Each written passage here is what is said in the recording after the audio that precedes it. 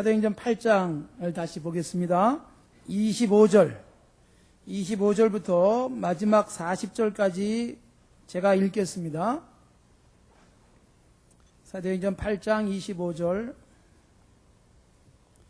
두 사도가 주의 말씀을 증거하여 말한 후 예루살렘으로 돌아갈새 사마리아 이내 여러 촌에서 복음을 전하니라.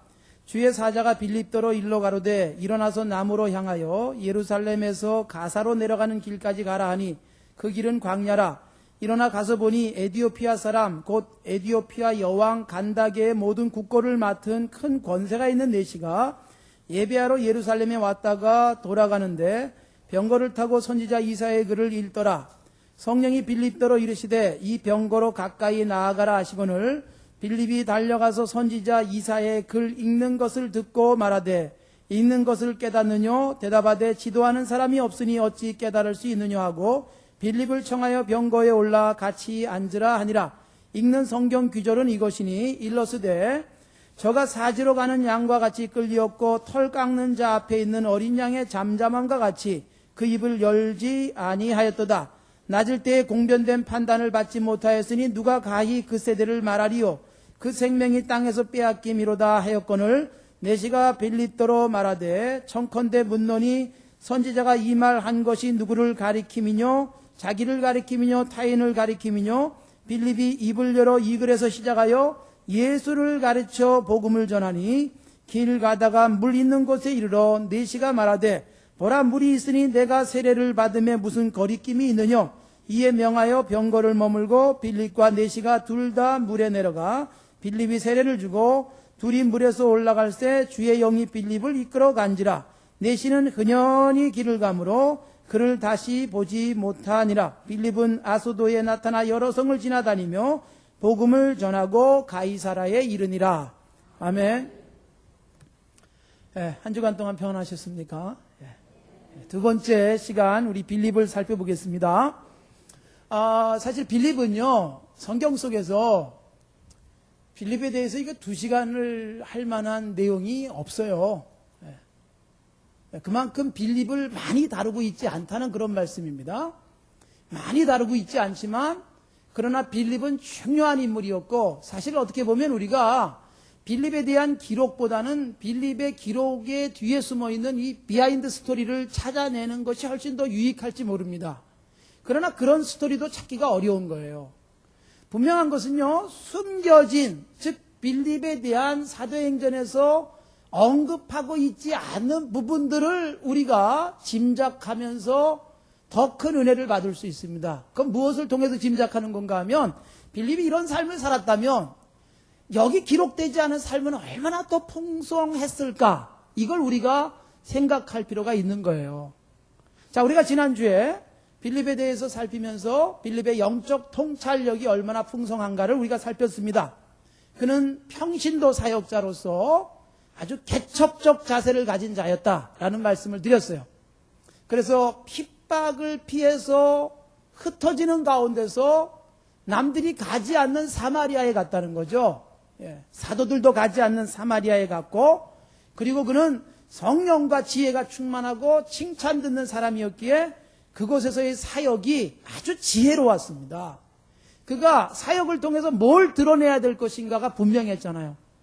그가 사마리아 성에서 보여주고 들려주는 것을 통해서 누구를 좇게 만든 거예요? 자기 자신이 아니라 예수님을 좇게 만들었습니다. 그가 말하는 가장 중요한 핵심은 그리스도였고 그리스도를 전파함으로 사람들이 그리스도를 좇게 만들었어요. 그래서 그리스도를 좇음으로 말미암아 사마리아가 변화되는 것입니다. 오늘 우리는 계속해서 이제 빌립의 사역의 남은 부분들을 살펴보도록 하겠습니다. 자, 우선 빌립의 그 사역의 결과를 앞부분에서 먼저 보겠습니다. 여러분 지난주에 봤던 부분인데 8장의 7절 보시기 바랍니다. 7절. 우리 지난주에 안 봤죠? 8장 7절. 8장 7절에 보시면 많은 사람에게 붙었던 뭐가 떠납니까? 더러운 귀신이 크게 소리를 지르며 나갔죠. 또 많은 중풍병자와 안진뱅이가 나으니 그 성에 큰 기쁨이 있었다. 그렇게 말하고 있습니다. 여러분 빌립이 사마리아에서의 사역의 내용을 조금 더 구체적으로 말하고 있는데 그가 행한 표적들이 어떤 것인가요? 7절에 보니까 많은 사람에게 붙었던 뭐가 소리를 지르면서 나갔어요? 더러운 귀신. 여러분 그리스도인은 이 세상에서 사실은 귀신 쫓는 사역을 해야 돼요. 귀신 쫓는 사역 그러니까 뭐 이상한 그 참 집단들이 하고 있는 그런 신앙적 행위는 아닙니다. 예수님께서 사도들을 파송하면서 귀신을 쫓을 수 있는 권세를 주셨어요. 그럼 오늘날 우리들에게 있어 귀신 쫓는 권세는요, 사실 여러분 미치지 않고 저런 짓 할까 싶은 일들이 세상에 있잖아요. 어떻게 제정신 갖고 저런 일을 해? 그런 사람들이 있는 거예요. 여러분 정말 맞습니다. 제정신 갖고 그런 일을 하는 게 아닙니다. 그 속에서 그를 움직이는 또 다른 힘이 있는 거예요. 예수님 당시에는 귀신들의 역사가 더 극심했고 오늘날은 사실은 귀신이 그렇게 활동할 필요가 없어졌어요. 왜 그런 줄 아세요? 사탄이 볼 때 그 옛날에는 귀신들을 막 집어넣어가지고 귀신 들린 사람이 많아지게 해야만 됐던 시대였다면 오늘날은요, 사탄이 자기가 부리는 귀신이 아니더라도 너무나 많은 귀신들이 있거든요. 돈 귀신이 있고요. 권력에 대한 욕심, 인간의 탐욕, 이게 다 귀신처럼 활동하는 거예요. 돈에 집착을 해서 살아가는 사람 있잖아요. 돈이 막 하나님처럼 그에게 생각되는 거예요. 그래서 돈을 위해서 물불을 가리지 않습니다. 돈을 위해서 사람의 목숨쯤은 아무것도 아니고요. 돈을 위해서는 부모도 없고 형제도 없습니다. 여러분 우리가 살고 있는 세상 속에 보십시오. 돈 때문에 막 집안이 분란이 일어나고 그것도 이름만 되면 다 알만한 집들이 말이에요. 언론 플레이까지 해가면서 집안에서 싸움 나는 일들이 있잖아요. 충분히 먹을 만큼 가지고 있는데도 더 먹겠다고 더 갖겠다고 형제간에 싸우고 부자간에 싸우고 그런 일들이 얼마나 불행한 일입니까? 여러분 그거 제정신으로 그거 가능하겠어요? 여러분 같으면 돈 때문에 부모하고 돈 때문에 형제하고 그냥 그런 심각한 관계를 가겠습니까? 오늘날 사탄은요 정말 귀신 같은 것들을 많이 둔 거예요. 그러니까 귀신을 쫓아내는 일들이 오늘날은요 사실은 이런 세상에 하나님이 아닌 다른 것들에 막 매료돼가지고 정신 차리지 못한 채 정말 사람이 할 수 없는 일들을 하고 살아가는 그런 일들. 빌립이 귀신을 쫓아냈듯 더러운 귀신 같은 이 땅의 명예 욕심, 돈의 욕심 이런 것들 우리들이 가는 곳마다 이거 털어버리게 해야 되고 우리 자신이 그거로부터 우선 자유로워야죠. 우리 자신이 그저 돈이 되면 무슨 짓이든지 할 수 있는 삶이 되면 얼마나 불행하겠어요. 바로 이 빌립이 들어가서 사마리아 성에 더러운 귀신들을 쫓아내는 거예요. 거기다가 중풍병자들을 고쳐내는 그런 일들이 있죠. 많은 중풍병자와 안진뱅이들, 여러분 이거 신체적 장애들 아닙니까? 중풍병으로 몸을 움직이지 못하고 안진뱅이로 일어서지 못하는 일들, 이런 일들이 병원에서 고침받고 이런 때가 아니잖아요. 의료 기술이 발달되지 않은 때이기 때문에. 그런데 이때 하나님께서는 이런 믿음의 사람들을 통해서 그런 일들을 고쳐내는 거예요. 이 시대의 빌립 같은 사역이란 우리 주변에 영적 안진뱅이, 영적 중풍병자 이런 사람들을 고쳐내고 바로 세워가는 거죠. 이 시대에 정말 문화가 말입니다. 중풍병자 같은 문화, 안진뱅이 같은 문화, 이런 문화들을 바로잡는 일들이 사실은 빌립 같은 사명감 가지고 감당해야 될 일들이죠. 이거 바로 잡아야 세상이 제대로 돌아가는 거예요. 귀신에 홀린 듯, 정말 육신에 장애가 있는 듯, 세상의 구조 자체가 병리적 현상으로 나타나고 있는 것들, 이런 것들을 바로 잡지 않으면 이 세상은 온통 여러분 배불리 먹으면서도 기쁨도 없고 감격도 없는 거예요.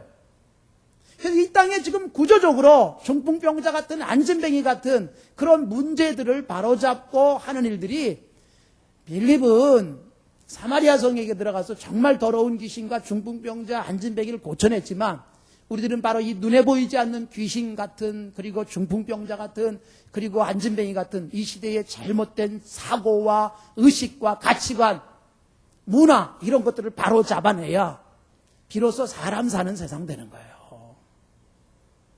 사람이 하나님의 형상대로 지음받아가지고요, 정말 사람답게 삶은 세상은 아름다워지는 거예요. 빌립이 들어가서 이거 바로 잡아주는 거예요. 그러고 나니까 어떤 결과가 나타났다고요? 8절에 그 성에 큰 기쁨이 충만해지는 거예요. 그러니까 빌립이 사마리아 성에 들어가니까 빌립이 들어가기 전에 이런 기쁨이 없었어요. 놀라운 기쁨을 맛보는 거예요. 사마리아 성 사람들이 빌립 때문에 큰 기쁨을 맛보는 겁니다. 여러분, 우리들이 이 세상 살면서 우리 때문에 많은 사람들이 기뻐할 수 있는 삶을 살 수 있길 바랍니다. 내가 들어가기만 하면 참 절망 속에 있던 사람, 또 실망한 사람들이 나 때문에 막 기뻐할 수 있으면 얼마나 좋겠어요. 여러분, 예수님 만난 사람이 그랬잖아요. 손가락질 받고 있던 사람들, 멸시당하던 사람들, 세리들이, 세리마태, 세리사개오, 이런 사람들이 예수님 만났잖아요. 예수님 만나서 예수님을 자기 집에 초대해서 기쁨의 잔치를 벌이는 거 아닙니까? 그 잔치란 뭐예요? 기쁨이잖아요. 감격이잖아요. 예수님이 들어오시니까 기쁨이 넘치는 거예요. 잔치하는 삶을 사는 거예요. 그 기쁨이 넘치는 곳이 바로 천국이지요. 예수님 만난 사람들이 사개오가 변해서 큰 기쁨 누리고 마태가 변해서 큰 기쁨 누리면서 주님의 제자가 되고, 그리고 손가락질 받은 죄인들, 많은 그 여성들이 말입니다, 예수님 만나고 나서 삶의 환희를 느끼기 시작하는 거 아니에요? 삶의 보람을 느끼는 거 아니에요? 나를 만난 사람들이 기쁨을 누릴 수 있는 삶을 살아야 됩니다. 빌립은 사마리아 성에 기쁨을 주었습니다. 여러분, 우리들이 이 세상 살면서 많은 사람들이 나 때문에 기뻐할 수 있는 삶을 어디서든지 살아갈 수 있도록 기쁨을 주는 삶이 되면, 우리 때문에 세상이 기뻐지니까 결국 그것은 우리에게 옵니다.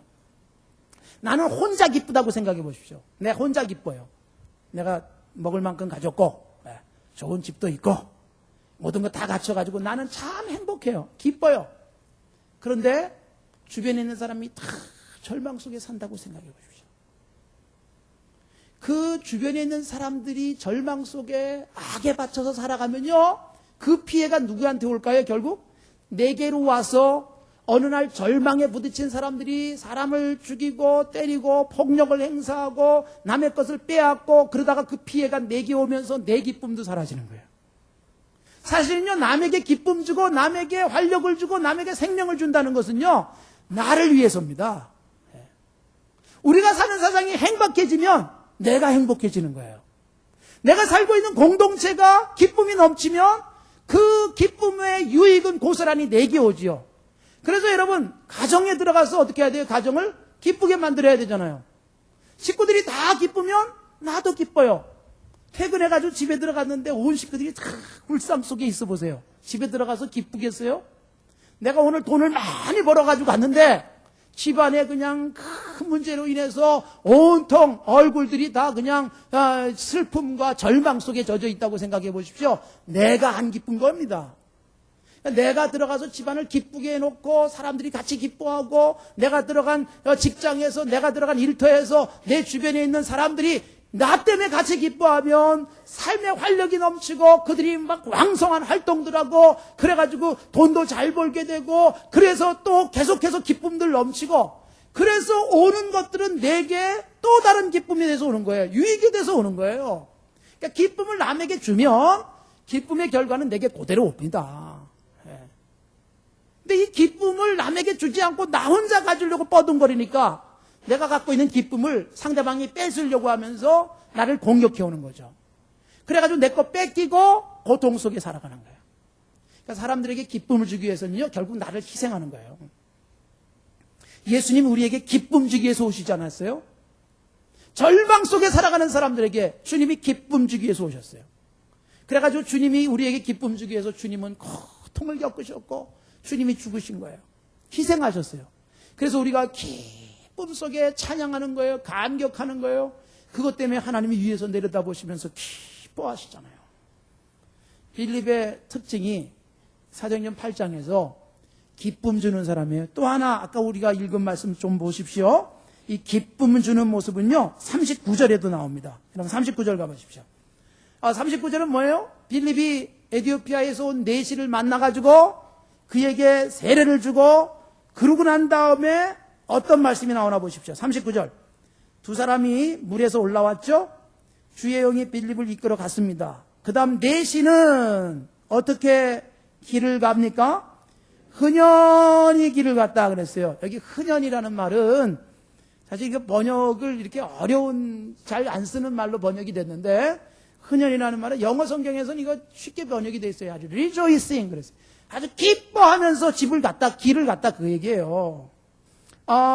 한자어로는 이게 흔이라는 게 기쁠 흔자예요. 기쁠 흔자. 그러니까 에티오피아의 내시가 빌립을 만나고 세례받고 막 기쁨이 넘쳤어요. 그가 어떤 사람이에요? 에티오피아에서부터 예루살렘까지 예배하기 위해서 왔던 유대교에 들어온 사람이에요. 그 먼 길을 예배하러 오는 게 얼마나 힘들겠어요. 그렇지만 사모하는 마음으로 예루살렘까지 와서 예배했는데 예배하고 돌아가다가 빌립을 만났어요. 빌립을 만나가지고 말씀을 들었어요. 그리고 빌립으로 인하여 예수 믿고 세례를 받았어요. 그 다음에 가는 길이 얼마나 기쁜지. 여러분 이게 얼마나 감격이에요. 빌립의 그 입장에서는 그 먼 길을 병거 타고 가는 사람에게 기쁨을 준 거고 에티오피아의 내시 입장에서는요 그 먼 길 험한 길 뭐 길이 그렇게 좋겠어요. 그리고 또 이거 병거를 타고 간다는 게 뭐 요즘처럼 한락한 그 자동차 타고 가는 게 아니잖아요. 얼마나 힘들겠어요. 그러나 내면 속에 뭐가 생긴 거예요? 기쁨 속에서 길을 가는 거니까 여러분 돌아가는 길이 얼마나 행복했겠어요. 길에서 딱 빌립이라는 한 사람 만났는데 에티오피아의 내시는 어떤 사람이에요? 여기 여러분 읽은 사도행전 8장에 보면 에티오피아에서 큰 권세가 있는 에티오피아의 여왕 간다기의 국고를 맡은 권세 있는 내시잖아요. 돈의 맛을 안 받겠어요, 이 사람이? 권력의 맛을 안 받겠어요? 그런데 권력을 통해서도 누리지 못했던 기쁨, 돈을 통해서도 누리지 못했던 기쁨이 바로 이 에티오피아의 내시가 빌립 만나고서 느끼는 거예요. 근데 사실은 빌립을 만난 게 아니잖아요. 빌립을 통해서 누굴 만난 거예요? 예수님 만나는 거죠. 그러니까 우리가 이 세상 살면서요, 나를 통해서 나 만나서 기쁜 게 아니라 예수 믿는 나를 만났고 예수 믿는 나를 통해서 예수님 만나서 사람들이 기뻐한다면 얼마나 좋겠습니까? 제가 지난 시간에 예수님께서 사마리아 성에 들어가서 수가성에서 한 여인에게 구원의 기쁨을 줬잖아요. 그 여인이 예수님 만나고 어떻게 했어요? 물을 길러 우물가에 왔던 여인인데 물동이를 어떻게 했어요? 버려두고 동네에 뛰어들어가서 기쁨 속에 외치는 거예요. 내가 메시아를 만났다. 그림을 한번 그려보세요. 얼마나 행복해 보였는지. 그 여인이 어떤 여인이었어요? 전에 남편이 몇이 있었어요? 5이 있었고 지금 있는 남자도 남편이 아니고 참 삶이 복잡하죠. 이 복잡한 인생을 살던 한 여인, 남자들을 통해서 기쁨을 누렸겠습니까? 남편이 5이나 있었고 지금도 있는 남자가 자기 남편이 아닌 남자와 살고 있는 이 여인, 오히려 남자 때문에 상처만 계속 받고 육신의 쾌락을 추구해봤지만 그 쾌락 가지고 진정한 기쁨을 누리지 못했던 이 여인이 오늘도 우물가에 가서 물을 기르면서 아이고 그저 물 안 기르면 살 길이 없고 그러니까 우물가에서 물을 기르고 그걸로 밥을 하고 그걸로 생활을 하고 살림을 꾸려가며 살던 이 여인이 우물가에 와서 생각지도 못했던 예수님 만났어요. 예수님께서 만나주셨어요. 너무너무 기쁜 나머지 물 깃는 것도 잊어버린 채 물동이는 팽개치고 동네에 들어가서 야 내가 메시아 만났다라고 외쳤어요.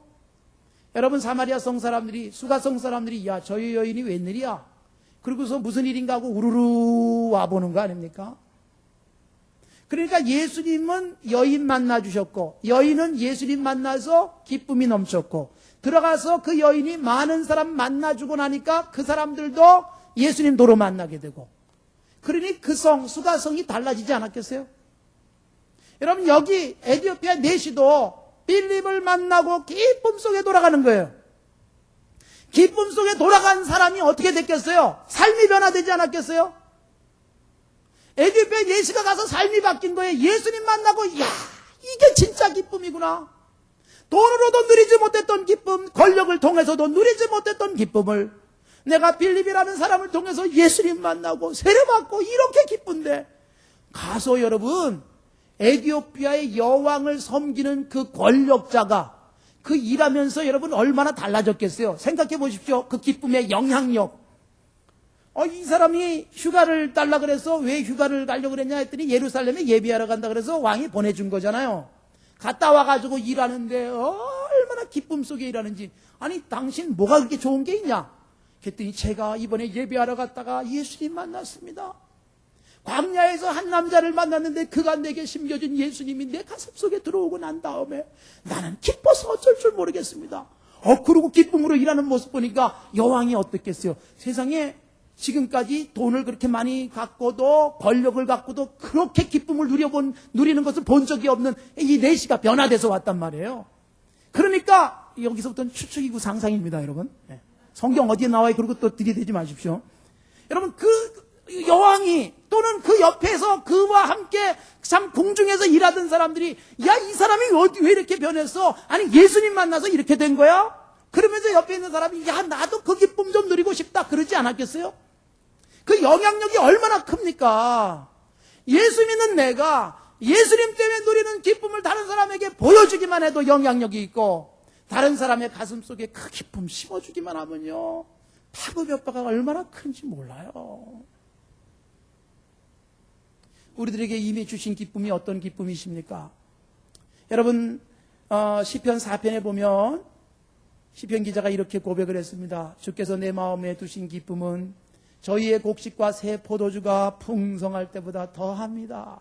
저는 이 구절 읽을 때마다 이런 기쁨 시편 기자가 누리며 살았는데 우리도 이 기쁨 누리며 살면 좋겠다. 오늘 나가서 장사를 했는데 많은 돈을 벌어들였을 때 왜 안 기쁘겠어요? 여러분 그때 기쁘셔야 됩니다. 뭐 경건한 척 하느라고 돈을 많이 벌었지만 별로 안 기쁩니다. 난 돈은 안 기쁩니다. 이러고 말하지 마십시오. 하나님이 돈 주셨으니까 기쁘셔야죠. 감사하셔야죠. 그런데 어느 날은 돈을 하나도 벌지 못했어요. 오늘은 손해를 봤어요. 오늘은 내가 수고한 만큼 거두지 못해서 마음이 무거울 것 같은데 그럼에도 불구하고 주님이 내 안에서 말씀하시는 거예요. 걱정하지 마라. 네 쓸 것은 내가 채워줄게.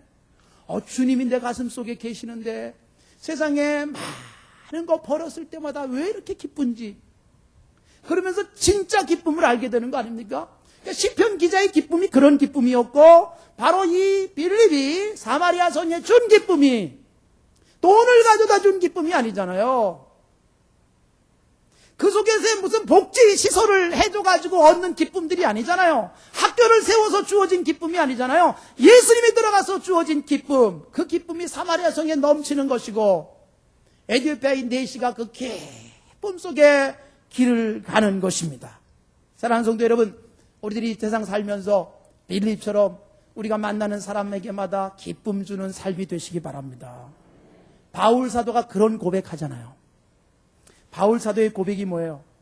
고린도후서 1장 24절에 보면 우리가 너희 믿음을 주관하려는 것이 아니다. 고린도 교회를 향해서 권면하고 격려하고 때로는 책망도 하면서 그가 이런 고백을 하는 거예요. 너희 믿음을 주관하려고 하는 것이 아니다. 오직 너희 기쁨을 돕는 자가 되려 함이라. 그랬어요.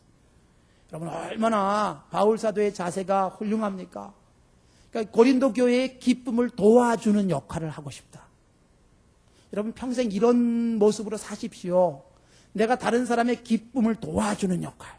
내가 기쁘기보다 옆에 사람 기쁘게 해주면서 옆에 사람이 기뻐하면 막 행복한 삶. 얼마나 좋아요. 빌립보서 1장 23절 이하에서도 바울사가 그런 고백했잖아요. 죽어도 좋고 살면 더 좋다. 그런 고백을 하면서 내가 너희들과 함께 살아있으면 너희들에게 어떤 일이 일어나느냐? 믿음의 진보와 기쁨이 있을 것이다.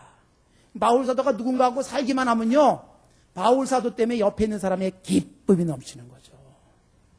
이게 그리스도인의 삶이어야 합니다. 여러분, 우리 주님께서 우리를 기쁘게 하기 위해서 아까 이 땅에 오셨다는 말씀을 드렸어요. 하나님께서 우리를 기쁘게 하기 위해서 얼마나 애쓰십니까?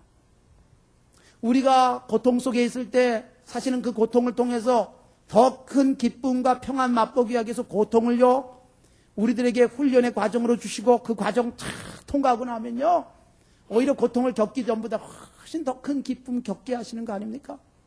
하나님이 우리에게 주시는 은혜들이 이런 거예요. 그런데 문제는요, 우린 세상 살면서 이기적 기쁨만 추구하지 않습니까? 내가 기뻐야 돼요. 주님 기쁘시게 해드리기보다 내가 기뻐야 되고, 그러니까 주님이 별로 기쁘지 않아도 내가 기쁨이 나려고 그러는 거예요. 그리고 다른 사람 기쁘게 하기보다 내가 기뻐야 되고, 다른 사람들이 다 나를 기쁘게 해줘야 되고, 그래서 여러분, 다른 사람들이 나를 다 분위기 맞춰줘야 되고, 다른 사람들이 다 내가 웃을 수 있는 환경 만들어줘야 되기를 기다리는 삶을 살면요, 불행한 거예요. 평생 남을 기쁘게 해드리고, 또 사람들을 기쁘게 해주고, 내 주변에 있는 사람이 우리로 인하여 즐거워할 수 있는 복된 삶을 살 수 있기를 바랍니다. 에스더가 에스더서를 통해서 우리에게 보여주는 게 뭡니까? 유대의 모든 민족이 초상집이 됐잖아요. 다 죽을 날을 기다렸잖아요. 근데 에스더서의 마지막이 해피엔딩 아닙니까? 막 기쁨 속에 끝나지 않아요? 모르드게가 높아지고 유다인들은 영광과 즐거움과 기쁨과 존귀함이 있었다. 에스더 8장 16절이고 에스더 9장 22절에 보면은 이날에 유대인이 대적에게서 벗어나서 평안함을 얻고 슬픔이 일어나여 기쁨이 됐다. 그래서 그 두 날을 지켜서 잔치하는 날을 만들게 되는데, 그렇게 된 이유가 뭐냐? 에스더가 죽을 각오를 한 거예요. 죽으면 죽지요. 3일 동안 금식하고 왕 앞에 나아가서 그는 민족적 슬픔과 절망을 기쁨으로 바꿔놓는 거예요. 우리 그리스도인들이 이 땅 짊어지고 교회가 교회답게 서고 그리스도인이 그리스도인답게 서면요, 우리 교회로 인하여 세상에 기쁨이 넘치게 될 줄로 믿습니다. 여러분, 우리들이 해방 60주년을 맞이했는데, 우리나라가, 여러분, 우리 교회로 말미암아 진짜 여러분 해방의 그 기쁨을 겪었던 사람들보다, 그래서 그 누렸던 기쁨보다 예수님 만나서 누리는 그 큰 기쁨이 교회를 통해서 이 나라에 넘치도록 만드는 우리가 되시기 바랍니다. 북녘 땅도 그렇게 만들길 바랍니다. 북한 땅에 기쁨이 있겠어요? 가슴이 아파요. 가슴이 아파요. 굶주림의 소식들, 양식이 몇 월 달이면 다 끝나서 이제 굶어 죽는 사람이 얼마나 더 늘어날 것이다, 이런 보도가 나오고 있는 북녘 땅을 볼 때마다 가슴이 아프잖아요. 우린 그걸 보면서 맛있게 밥 먹고 배부르게 먹고 남아서 버리고, 그리고 음식물 쓰레기 처치하느라고 골치가 아프고, 그 다음에 너무 많이 먹어가지고 또 살 빼느라고 다이어트를 하느라고 돈 쓰고, 이게 우리들이 살고 있는 세상인데, 여러분, 우리들이 북녘 땅 품고 그 땅에 진정한 기쁨 주기 위해서 하나님 앞에서 정말 기도하고 매달리고 노력하고 그 땅을 품을 수 있는 삶의 자세가 필요한 거 아닙니까? 우리 교회가 여러분 매년 우리 농촌 봉사를 우리 청년들이 하고 또 우리 성도들이 같이 하고 있습니다만은, 작년도 가서 얼마나 그 참 전라북도 금양교회 가가지고 얼마나 참 우리가 기쁨 속에 돌아왔는지 몰라요. 우리가 왜 기쁨 속에 돌아왔는가 하면, 여러분, 그 마을 사람들이 막 기뻐하는 거 보고 우리가 행복했잖아요. 가서 우리 뭐 했겠어요? 우리가 고추땀을 얼마나 농사를 져줬고, 예, 사실 미안한 일이에요. 차 타고 와가지고요, 예, 뽀얀 피부 가지고, 예, 그래가지고 농촌 일손도 넣는다고, 또 얼굴 또 탈까봐 모자 쓰고, 수건 다 뒤집어 쓰고, 예. 그런 것 때문에 속 뒤집어지는 농촌 사람들도 있을 거예요, 사실. 그런데 우리가 그렇게 진실하게 섬겼더니요, 너무너무 기뻐가지고 그분들이 우리 때문에 너무 즐겁다고 행복하다고, 그래가지고 그날 그 동네에 개 2마리가 없어지지 않았습니까? 개 잡아가지고 우리 먹인다고요? 제가 세상에서 그렇게 맛있는 음식 먹어본 적이 없어요. 아스팔트 위에 앉아가지고 아무 반찬도 없이 그거 삶은 거하고 된장만 찍어 먹는데 얼마나 감사하고 기쁨인지. 그러면서 돌아오는 차 안에서 우리는 얼마나 감격했습니까? 우리가 그곳에 가가지고, 그래서 그곳 사람들에게 기쁨 주고 돌아오는 우리가 행복했잖아요. 우리가 감격했잖아요. 빌립이 사마리아 성을 기쁘게 만들고 에디오피아의 내시를 기쁨으로 그 먼 길 가게 만들었다는 거죠.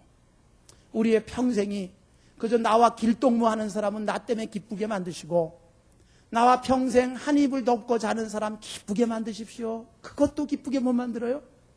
내 아내, 내 남편, 내 한 주북 밑에 사는 우리 가족, 우리 부모 기쁘게 해드릴 수 있으면 얼마나 좋겠어요. 빌립의 아주 훌륭한 모습, 빌립이 어떻게 이 초대교회의 귀한 평신도 사역자로 교회에 많은 사람들이 가야 될 귀한 길을 내는 영적 리더 역할을 했느냐. 26절 보니까 주의 사자가 빌립더러 일로 가로되 일어나서 어디로 가라고요? 남으로 향하여 예루살렘으로, 예루살렘에서 가사로 내려가는 길까지 가라. 그 길은 뭐예요? 광야. 주의 사자가 빌립에게 어디로 가라 그랬어요? 광야로 가라 그랬어요. 사마리아 성에서 큰 성공을 거뒀잖아요. 여러분, 보통 한 곳에서 성공 거두면 거기 계속 있고 싶은 거예요. 그곳에 계속 있다가 그 다음 매너리즘에 빠지고, 그러면서 그 감격과 또 영성과 생명력을 잃어버리는 사람이 얼마나 많습니까? 그런데 주의 사자가 빌립에게 나타났어요. 야, 여기 계속 있지 말고 내가 너한테 지시하시는 거로 가라. 그래서 간 곳이 광야였어요. 그런데 빌립은 광야로 군말 없이 가는 거예요. 왜 가요? 주의 사자가 가라고 하니까. 이게 빌립의 삶의 태도예요. 가고 싶은 곳에 가는 게 아닙니다. 가라 그러면 그냥 가는 거예요. 가라 그러면 가는 거예요. 29절 보십시오. 그래서 광야로 갔어요. 갔더니 29절에 또 누가 빌립더러 말씀하십니까? 성령이 빌립더러 말씀을 하시는데 뭐라고 말해요? 병거로 가까이 가라 하시거늘 그랬어요. 성령이 빌립더러 병거로 어떻게 하라? 가까이 가라. 근데 여러분, 빌립의 태도를 그 다음 구절에서 보십시오. 30절. 빌립이 어떻게 했어요? 달려갔다 그랬어요. 성령이 달려가라 그러진 않았어요. 성경에 보니까 병거로 가까이 가라. 그런데 왜 달려갔을까요? 달려가지 않으면 병거를 못 쫓아가요. 많은 그리스도인이 주님이 해라, 예 할게요, 아유 하려고 그랬는데 그만 지나가 버리고 말았네요. 전도해라 그랬는데 예 저 사람에게 할게요, 아유 저 사람 빨리 가서 못 잡았습니다. 그러고 끝나는 경우들이 있어요. 근데 빌립은 딱 판단했어요. 성령이 충만하고 지혜가 충만한 사람이 어떻게 해야 병거에 가까이 갈 수 있는지 아는 거죠. 그러니까 어떻게 하는 거예요?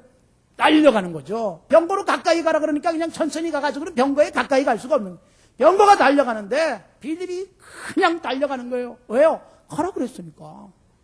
병거로 가까이 가서 병거를 세우고 그 에디오피아의 내시를 만나는 겁니다.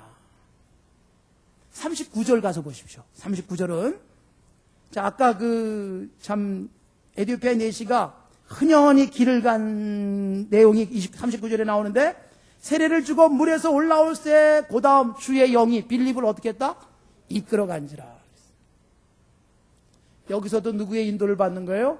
주의 영, 성령. 그러니까 여기 8장에서 재미있게 나오잖아요. 주의 사자, 성령, 주의 영. 다 같은 내용들이에요. 빌립을 성령이 움직이시는 거예요. 주의 사자가 움직이시는 거예요. 주의 영이 인도하시는 거예요. 그런데 말씀하시면 그대로 따라가는 거예요. 이끄는 대로 가는 거예요. 이끄는 대로 가면 결국 그 앞에는요, 기쁨이 있게 돼 있어요. 사마리아의 기쁨에 안주하지 않고 광야로 가라고 하는데 광야로 가는 거예요. 광야로 갔더니 에디오피아의 한 내시가 기쁨으로 길을 가게 되지 않습니까? 이게 얼마나 놀라운 은혜요, 복입니까? 그런데 여러분, 자꾸 우리는요, 주님이 말씀하시는데도 내 생각대로 가고 싶은 생각이 충만해질 때가 있어요. 아이고 주님, 내가 이거 얼마나 오랫동안 계획한 건데요. 내가 얼마나 열심히 이 계획을 하느라고 애를 썼는데요. 주님, 그저 내 뜻대로 갑니다. 그러고 가는 거예요. 그러니까 주님의 인도를 받는다는 것은요, 성령 충만해야 가능한 거예요. 그 성령 충만하다는 건요, 뭐 요란하게 기도하는 것을 의미하지 않잖아요. 꾸준히 기도 생활이 지속되고 말씀이 내 삶 속에 충성하고 그러면 내 삶은 성령 충만해지고 그러다 보니까 주님의 뜻을 아는 거예요. 어디로 가야 제대로 가는 건지 길이 분별이 되는 거예요.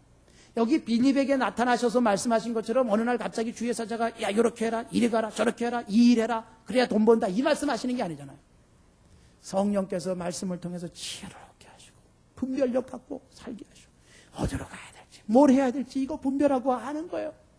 내 가슴에 분명히 이거 아닌데 성령이 그렇게 말씀하시는 거예요. 내가 막 이거 하려고 그러는데 야 아니다 근심도 생기고 이거 하면 참 하나님한테 좀 죄송한 일인데 라는 생각이 드는데도 고집히며 가는 거예요. 돈 몇 푼 때문에 내 안에서 하나님이 심어놓으신 양심이 말씀하시는 거예요. 그 길 아니라. 그런데도 조금 더 빨리 갖겠다고 가는 거예요. 고집피고 가진 것 같아도 잡은 것 같아도 결국 그게 우리에게 복이 되진 않습니다. 인도하심을 따라 갔더니요 거기 에디오피아의 넷이라고 하는 사실은 이건 큰 물고기 하나 잡는 거예요. 여러분 빌립은 여기 보십시오. 재밌는 것은요 8장에서의 사역은요 빌립이 찾아 들어간 곳이 사마리아 성이었잖아요. 이방 사람이에요. 말하자면 사마리아 사람들은 이방인보다도 더 혐오하는 사람들이었으니까. 그 다음에 에디오피아의 넷이도 이방 사람 아닙니까? 이방 사람으로 유대교에 들어온 사람이었단 말이에요. 그런데 성령의 인도하심을 따라가니까 그런 사람들 만나는 거예요. 이방 사람들에게 가서 복음을 전할 수 있는 일들이 펼쳐지는 거예요. 사도행전에는요 하나님이 인도하시는 곳에 가면 일거리는 있었어요. 열매가 있었어요. 제가 아까 흩어진 사람들 얘기도 했지만 11장에도 보면 그게 나와요. 8장에서 스데반의 순교와 교회에 일어난 핍박으로 인하여 흩어진 사람들이요 11장에도 보면 안디옥 가서 복음을 전하는 거예요. 안디옥에 가서 복음을 전하면서 거기서 이방인들 헬라 사람에게도 복음을 전해가지고 생겨진 교회가 바로 안디옥 교회고 그 안디옥 교회가 바울과 바나바를 선교사로 제일 먼저 보내는 선교의 문을 연 교회가 되는 거 아닙니까?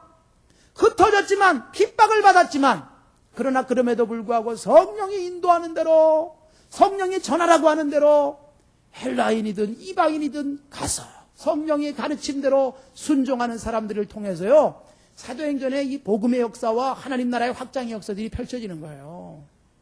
하나님이 누굴 가장 좋아하십니까? 성경이 말입니다.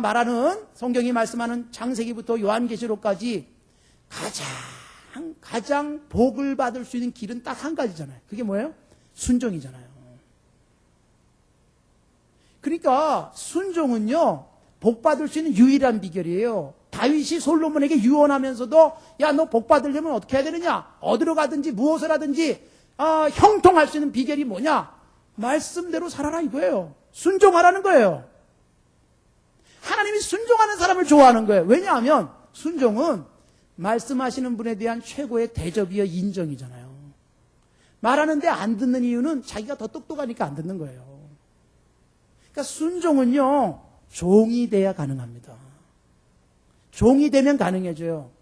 근데 종이 안 되다 보니까 순종이 안 돼요. 내 고집이 너무 세고 내가 너무 똑똑하니까. 종이 되면요 주인이 하라는 대로 하는 거예요. 왜 하는지 묻지도 않습니다. 그냥 하랬으니까 하는 거예요. 그게 종의 자세예요.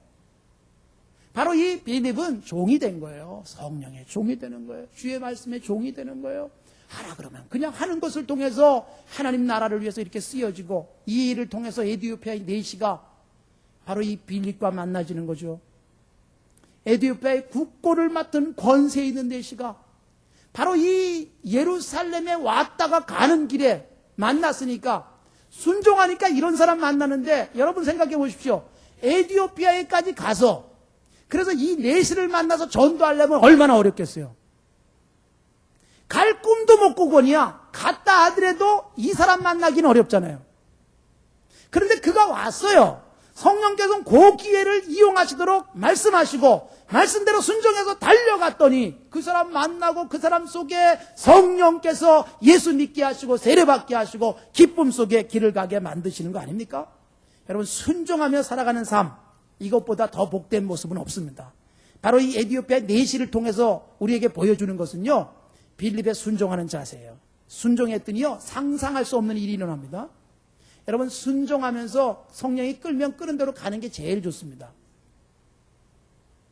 개 끌듯 한다는 말 아시죠? 개가 가기 싫어하는데 목줄을 탁 해가지고 막 끌고 가면요, 근데 개가 안 가려고 튕기면 끄는 사람도 힘들지만요, 개는 목이 끊어질 듯 아픈 거예요. 우리가 하나님께서 원하신 대로 그저 순종하면서 가면요, 내가 행복한 거예요. 내가 편하고. 끌려가지 마십시오. 그냥 막 끌려서 억지로 가기 싫은데 끌려가는 삶이 되지 마십시오. 말씀을 보니까 오늘 내게 이렇게 말씀하셨어요. 그거 그대로 순종하고 가는 거예요. 말씀을 보니까 오늘은 또 이렇게 말씀하시는구나. 그대로 하는 거예요. 얼마나 행복하고 기쁜지. 그리고 그것 때문에 일어나는 열매들이 얼마나 큰지. 여러분, 그러면서 보십시오. 빌립이 이렇게 그 성령이 지시하는 대로 가가지고 가까이 가서 병거에 올라탑니다. 그런데 갔더니 그 에티오피아의 내시가 뭘 하고 있었어요? 성경을 읽고 있잖아요. 어떤 성경을 읽고 있느냐? 30절 보니까 이사야 선지자의 글을 읽고 있는데 예수님에 대해서 말씀하신 것을 읽고 있습니다. 32절 이하에 그 구절이 쫙 나오잖아요. 그런데 그 구절을 가지고 내시가 빌립에게 묻습니다. 성경 상담을 하는 거예요. 34절에 보니까 내시가 빌립에게 말하기를 도대체 여기서 말하고 있는 이분이 도대체 누구냐? 그렇게 묻는 겁니다. 이사야 선지자를 가리키는 겁니까? 그러자 빌립이 여러분 이 글에서 시작해서 35절 보십시오. 빌립이 입을 열어 이 글에서 시작하여 누구를 가르쳐? 예수를 가르쳐 복음을 전한. 빌립은 말씀에 준비가 된 사람이에요. 여러분, 설교 준비하고 간 게 아니잖아요. 전도 준비하고 간 게 아니에요. 성령이 가라 그래서 갔어요. 마침 여러분 빌립이 내가 오늘 전할 말씀이 이건데 그리고 성경을 편 게 아니잖아요. 성경은 이미 본문은 누가 읽어놨어요? 희한한 설교입니다. 이게 본문은 에티오피아의 내시아가 읽었어요. 선택도 그 사람이 했어요. 그런데 그 본문 가지고 누가 설교하는 거예요? 빌립이 설교하는데 그 설교에 에티오피아의 내시가 예수 믿는 거예요. 그 이사야 선지자의 글을 읽는다는 거 이거 보통 일이 아닙니다. 이 당시 성경을 우리처럼 이렇게 들고 다니는 게 아니잖아요. 성경이 없어요. 에티오피아 내시가 이사야의 글을 들고 다녔다는 건요, 돈이 많았기 때문에 가능한 거예요. 그거 다 베껴 쓴 게 돈이 얼마입니까? 빌립이 가난해서 그것도 없었던 거예요. 그러나 성경을 얼마나 연구하고 묵상했는지 빌립이 에티오피아 내시가 이 성경 구절만 딱 듣고도 이분이 예수님이다. 그래서 예수님을 가르쳐 전할 수 있을 정도로 말씀에 준비가 되어 있는 거예요. 여러분, 우리가 예수 믿는 사람은요, 이왕 예수 믿을 바에는요, 말씀에 등통해 주십시오. 말씀 공부 많이 하십시오. 나는 머리가 이젠 다 늙어가지고 들어도 또 잊어버린다. 그래도 계속 하십시오. 어느 날 하나님께서 내가 하나 듣고 가슴에 새겨놓은 말씀 때문에 누군가를 변화시킬지 모릅니다. 준비만 돼 있으면요, 큰일 하게 하십니다. 말씀에 준비가 돼 있는 사람을 하나님께서는요, 이렇게 에티오피아의 내시 같은 사람 만나게 하시는 거예요. 왜 빌립을 거기로 밀어넣겠어요? 다른 사람이 아니라 빌립을 몰아놓은 이유가, 빌립은 이사야 선지자가 읽고 예언한 그 글을 읽은 것을 해석할 수 있는 실력을 갖춘 자였어요. 그거 준비되어 있으면요, 하나님이 사용하시는 거예요. 내 안에 영적 실력 갖추십시오. 말씀의 실력을 갖추십시오. 빌립이 그런 실력자였습니다. 21장 7절 보십시오. 21장 7절에 보면 두로로부터 수로를 다 행하여 돌레마이에 이르러, 이건 뭐냐 하면은 바울 사도가 3차 전도여행을 이제 마치는 과정이에요. 돌레마이에 이르렀는데 형제들에게 안부를 묻고 그들과 함께 하루를 있다가 이튿날 떠나 어디로 갔습니까? 가이사라로 왔어요. 가이사라에 이르러 7 집사 중 하나인 누굴 만났습니까? 전도자 빌립의 집에 들어가서 바울 사도가 묵었다는 겁니다. 여러분, 여기는 지금 어느 정도가 지난 거냐면 한 20년 지난 거예요. 8장부터 21장까지는 한 20년 지난 거예요. 그런데 빌립이라고 하는 집사가 7 집사 중에 하나인 그 사람이 8장 40절이 어떻게 끝났는가 하면 빌립이 가이사라로 갔다 그렇게 끝났어요. 아까 8장 40절에 가이사라에 갔는데, 그런데 바울 사도가 3차 전도여행을 마치면서 가이사라에 왔더니 거기 누가 살고 있었어요? 바로 그 가이사라에 20년이 지났는데도 거기 전도자 빌립이 살고 있었다. 누가가 사도행전을 기록하면서 21장에는 빌립의 별명을 아예 붙인 거예요. 뭐라고 붙였어요? 전도자로. 전도 잘하는 사람으로. 전도자 빌립을 만나가지고 바울 사도가 그 집에서 신세를 진 거예요, 하룻밤. 그런데 그 집에 보니까 딸이 몇이 있었어요?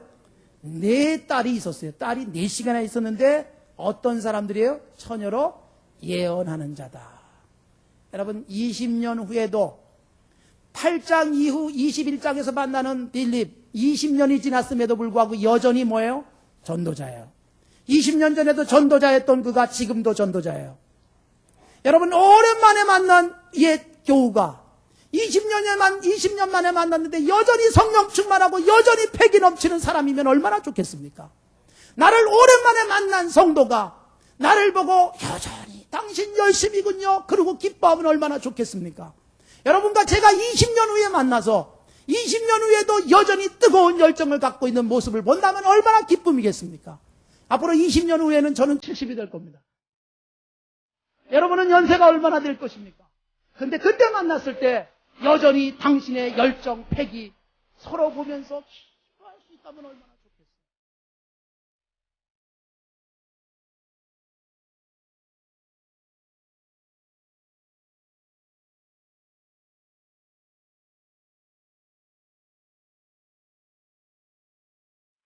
바울이 인생의 나이로 말하면 이제 백발이 무성한 인생의 겨울이단 말이에요. 기력도 쇠하고 힘도 없고 죽음을 목전에 두고 있는 그 노사도를 버리고 떠나갔고 체베코의 노래가 생각나죠. 가을엔 떠나지 말아요. 하얀 겨울에 떠나요. 가을엔 떠나지 말아요. 하얀 겨울에 떠나요. 사람을 소중히 여기는 건강기업 인성내추럴. 인성내추럴이 함께합니다. 정직과 성실한 믿음의 기업 동구제약. 동구제약이 함께합니다.